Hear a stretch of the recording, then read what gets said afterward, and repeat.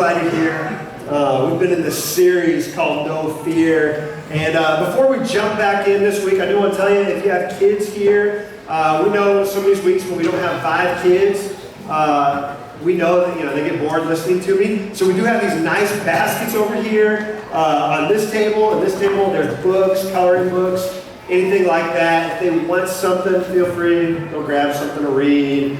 I get it. You can check out. It won't hurt my feelings. I'll get over it, okay? We've been in this series, No Fear. And so we've been looking at the life of Saul. And when you look at Saul, I think you see a life of fear. You do. And you see what happens when you start to live in fear and you let fear control and dictate your life. It takes you on a path that you never could have even guessed or imagined when you start to let fear run your life. Because guess what? The Saul that we've seen these last couple weeks, he wasn't always that person. Let me show you this passage that we're going to be in today. 1 Samuel 15, 1 through 12. Okay? 1 Samuel 15, 1 through 12. What's that? Who's got our, you got it, Scott? Cancel. Might need Andrew. He's got it. Andrew's a tech wizard. There you go.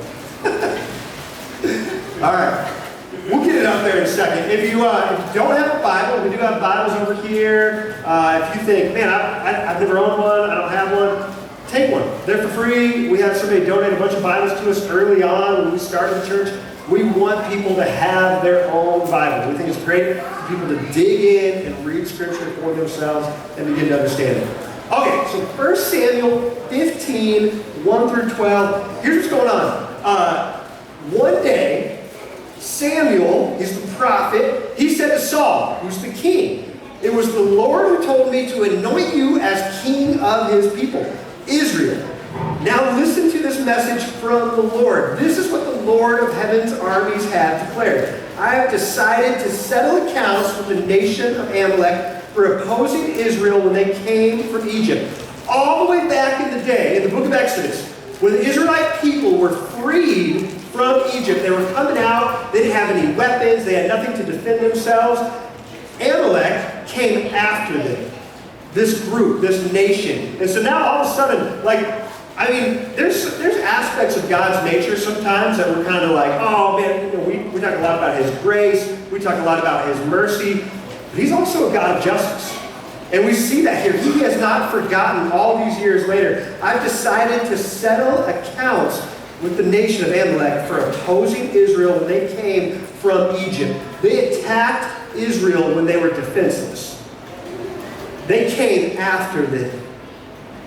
Now, go and completely destroy the entire Amalekite nation. Men, women, children, babies, cattle, sheep, goats, camels, and donkeys. This, to our modern ears, this sounds insane. We're like, wow, this sounds like a holy war. This sounds way too intense. This sounds nothing like the God of grace and mercy that we know, that we've heard about, preached about our entire lives. But He is a God of justice. And for us as humans, it's really easy to look at this and be like, why would He do that? That sounds really cruel and mean. But we're finite beings. And so we don't know what the infinite one knows. He is beyond time. He is beyond space. And so for us to even question His motives here, we have no clue.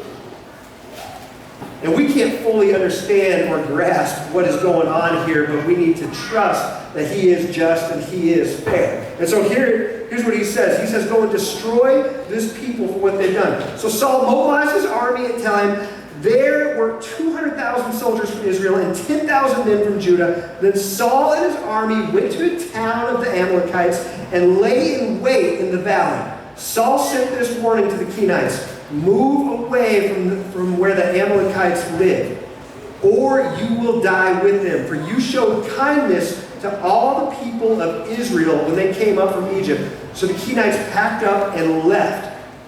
Okay? And so once again, God steps in here and he says, okay, these people, they did right in that moment. All the way back then, when the Israelite people were escaping from Egypt, they did right by my people. And so he helps them. He saves them here. He says, hey, get away because there is war and destruction coming to these people who are near you.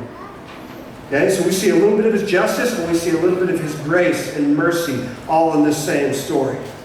Then Saul slaughtered the Amalekites from Havilah all the way to Shur, east of Egypt. He captured Agag, the Amalekite king, but completely destroyed everyone else. Saul and his men spared Agag's life and kept the best of the sheep, the goats, the cattle, the fat calves, and the lambs. Everything, in fact, that appealed to them. They destroyed only what was worthless or of poor quality. Did they obey God's command? Did they obey God's command? You can say no. We can get loud. Hey, I got Kendrick coming to preach next week. He's going to want some response, all right? He likes a little response. Did they obey God's command? No, they didn't. They held back what was valuable. Then the Lord said to Samuel, I am sorry that I ever made Saul king, for he has not been loyal to me and has refused to obey my command. Samuel was so deeply moved when he heard this that he cried out to the Lord all night. Early the next morning, here's what I want you to catch. This, if you just missed everything else, just catch this one part here. Early the next morning, Samuel went to find Saul. Someone told him Saul went to the town of Carmel to set up a monument to himself. Then he went on to Gilgal. He went to set up a monument to himself. We talked a little bit about this at the very beginning. Fear begins with comparison. You start to look around at everyone else and you start to see, oh, I want to be like them. Oh, I want to be liked by them. And the more you start to think in those terms, the more insecure you become. And the more insecure you become, the more open to pride you become. And that's what we see in the life of Saul. It all started with fear, and then it turned to insecurity, and now that has transformed into pride. And he's going and setting up a monument to himself. But it wasn't always like that. This wasn't who he was when it all began. When God chose him to be king. In fact, jump back now. 1 Samuel 10. 1 Samuel 10, verse 17. This is before he's become king. Okay? Saul, he's been out looking for donkeys, and God tells Samuel, Saul's just a regular guy at this time. He's a good-looking guy. That's how the Bible describes him. He's good-looking.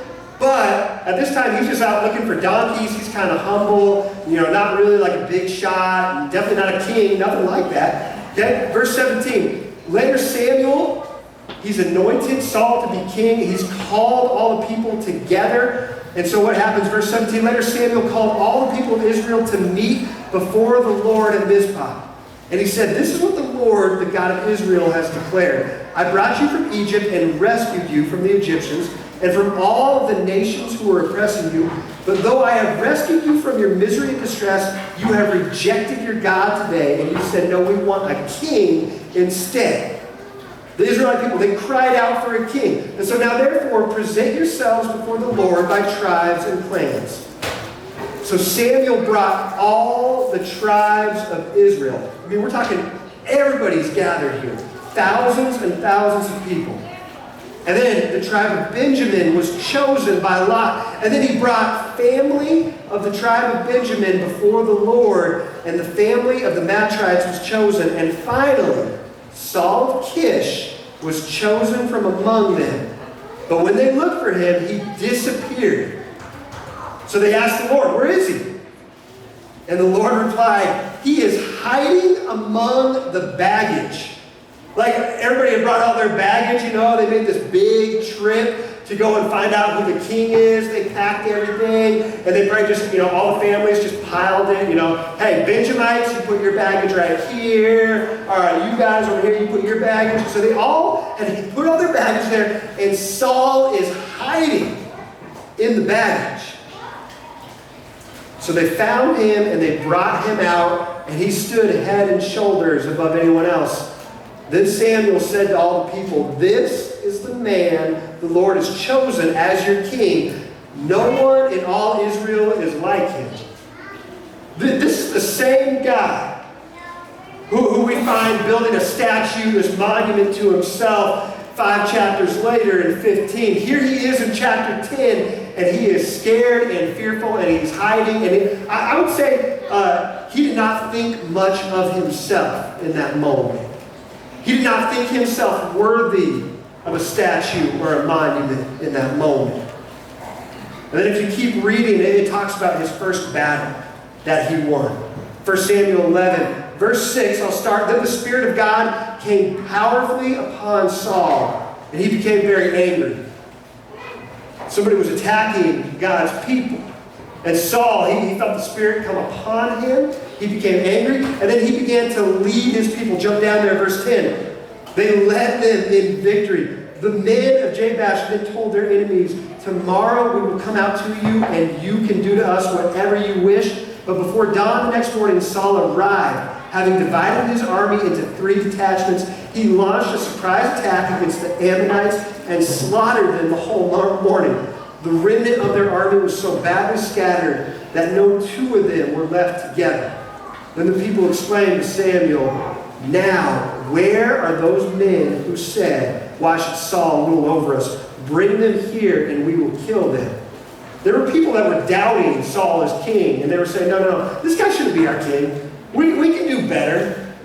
We should do better. And so now that Saul's had this great victory as king with his army, some of his supporters are saying, all right, let's bring those doubters out here and let's rub it in their face by killing them. Really extreme. All right? This is what they did. Everything was extreme in the Old Testament. But Saul replied, "No one will be executed today, for today the Lord has rescued Israel." Then Samuel said to the people, "Come, let us all go to Gilgal to renew the kingdom."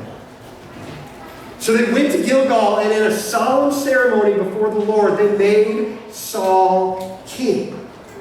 Then they offered peace offerings to the Lord, and Saul and all the Israelites were filled with joy. That same place in chapter 15 where he built the monument to himself, just chapters earlier, they had gone to make a sacrifice and to praise and worship God for his victory. How did he go from that man in chapter 10 to who he becomes in chapter 15?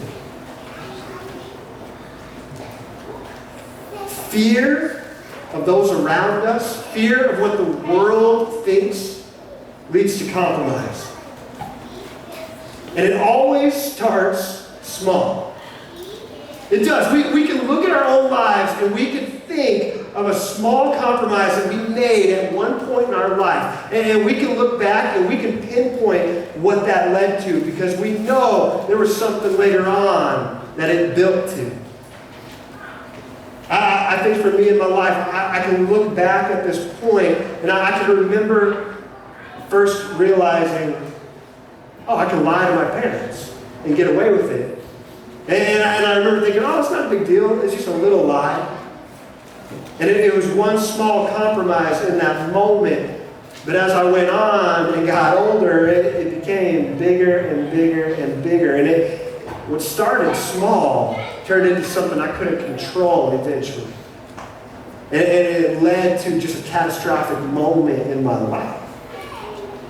And I think each and every one of us, we can look back at the big moments where it seemed like, man, everything just imploded around us. Everything went wrong.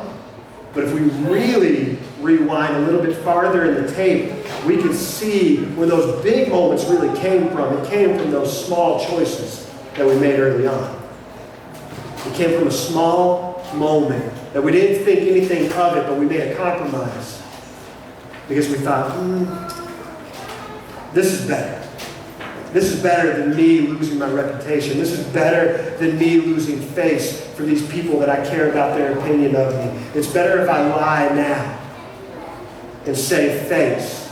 It'll help me in the long run. but in the long run, it leads to collapse. Anybody know, what year did the Titanic sink? Anybody know? 1912? Good job. Nice. You guys get some history buffs in here. Okay, in 1912, the Titanic sunk. 2 years later, there was another crash at sea. And there were these two ships. I think one was a steamboat and one was a merchant vessel. And they collapsed just off the Atlantic. And it was a big deal. 41 people died. And so in the wake of what happened at the Titanic, they said, we need to get to the bottom of this. We need to, figure this out. And so it actually went to court. And so while it was in court, they were accusing this one captain, saying, hey, it was your fault. You're guilty here. And he was going to be held responsible, held liable for the deaths of these 41 people. But as the case is going on,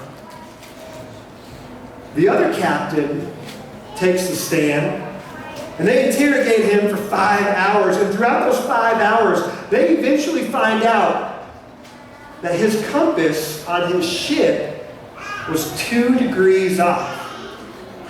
And he knew about it. He had known for years. He'd been the captain of that ship for years, and he had known that it was 2 degrees off, and he thought, I'm fine. I know it's 2 degrees off. I can always, I can adjust and course correct. I know we're just a little off. And that's okay. I know what I'm doing. We know what we're doing until we don't. It's a small decision. It's a small, minute 2 degrees until it's not anymore. And that's what we see in the life of Saul. Moment after moment of small decisions that led to bigger and greater collapses.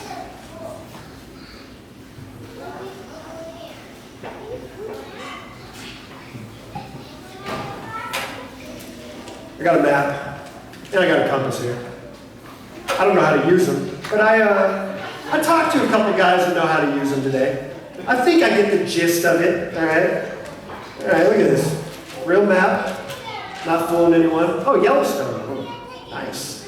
Okay, here we go. Yellowstone here. I asked him, how do you calibrate a compass? Like, you want to calibrate the compass. And I also Googled this, all right? I'm pretty much an Eagle Scout now. They told me that. And so, what I gathered is you have this little line that you can adjust your compass here, and you got your true north where it's pointing north.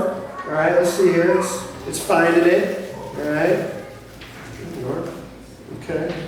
All right. Yeah, we got north. All right. I thought it was more that way, but this is saying more that way. Okay, whatever. Yeah, I'm lost already. All right. But when you calibrate the compass, you put it up next to the legend on the map. And then it says, you adjust this line, and then you start to rotate the map until the line and true north, until they all sync up. That's how you calibrate this compass. I think the guy that told me that's already shaking his head. He's like, no, that's not right. No. That's close enough, right? Where's my guy? Noah, where are you at? Close enough? All right, close enough. All right, he said that's right. All right, A+. All right. And so you start to rotate the map until it all gets lined up. I think for a lot of us, these moments of compromise, they start to take us off the path and we don't even realize it. Because it's one small choice at a time. And we think nothing of it. It's just 2 degrees here, it's just 2 degrees there, it's no big deal. Until one day it is a big deal.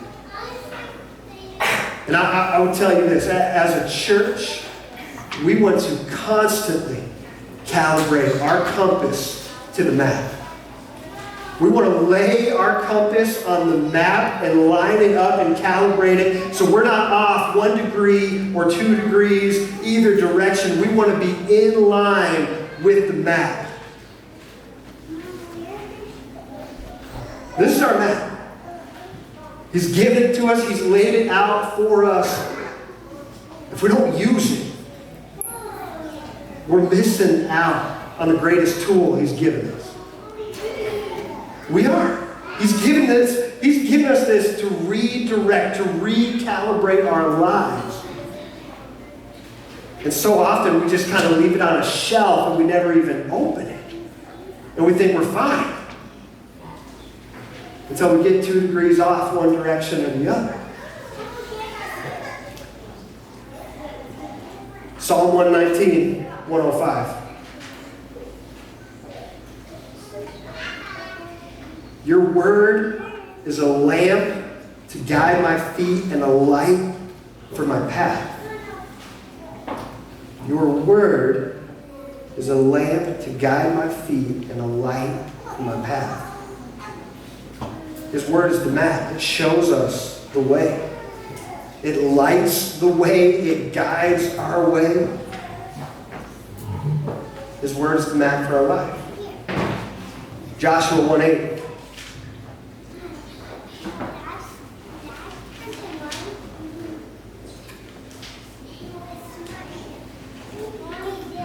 Study this book of instruction continually. Meditate on it day and night so you will be sure to obey everything written in it. Only then will you prosper and succeed in all you do. This was Moses giving Joshua commands as he was getting ready to start to lead the Israelite people. This is how he summed it up. Moses gave him leadership advice to lead these thousands and thousands of people. And what does he say? Meditate on God's word. Let it be your map. Don't go to the right or to the left. Stay true.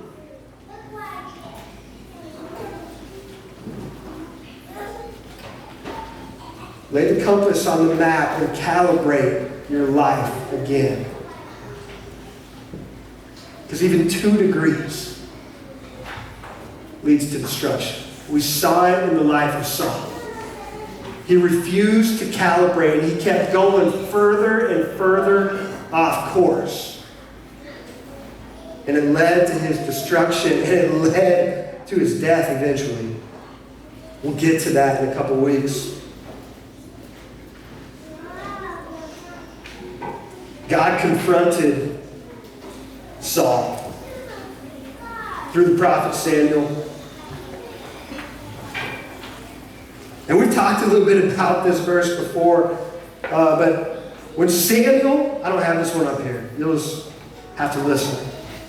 When Samuel finally found him, I'm in 15 verse 13 if you want to look.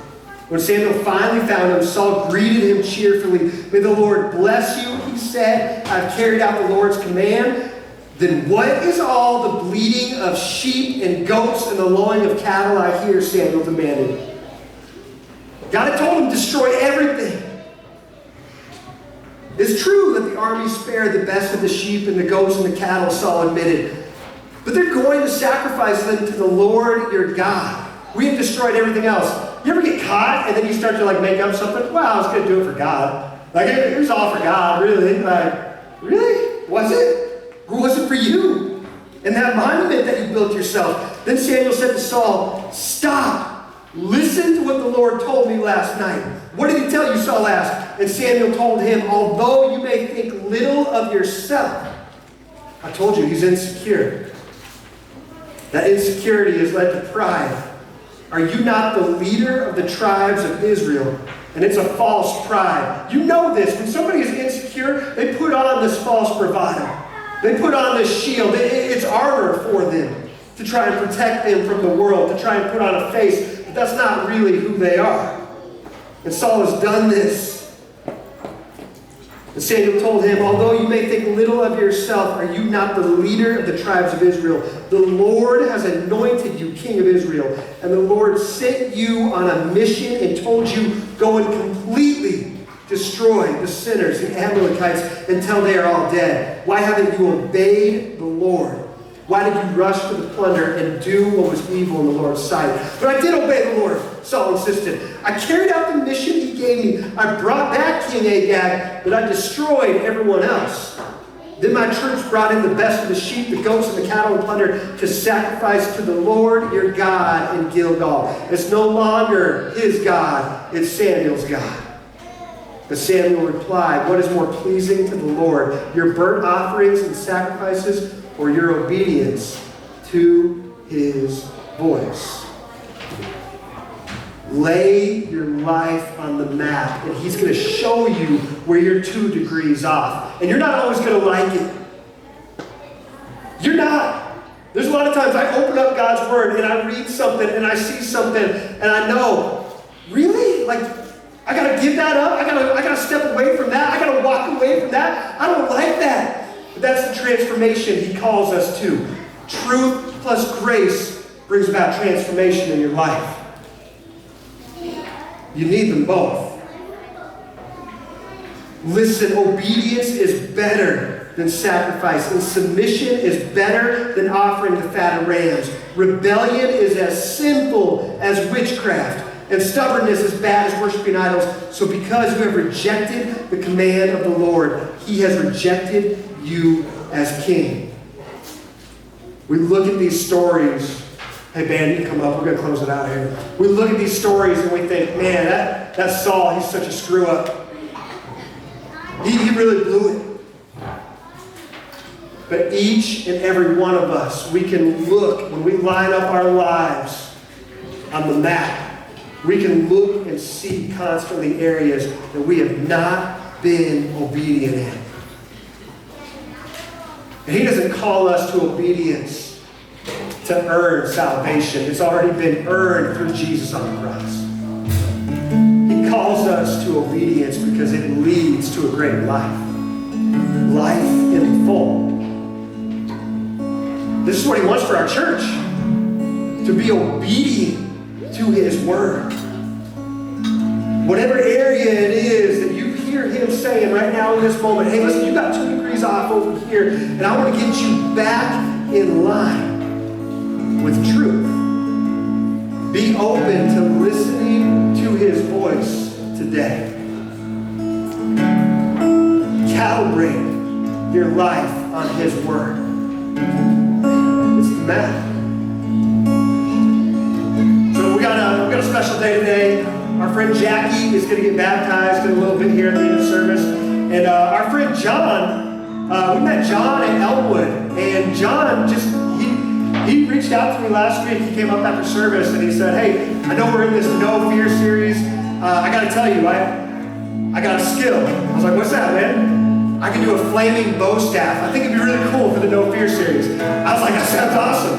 So John's going to be out here doing a flaming bow staff while we finish up in worship. And then after worship, if you'd like to join us out underneath this awning, we're going to have a baptism, and we're going to celebrate Jackie and her choice to be obedient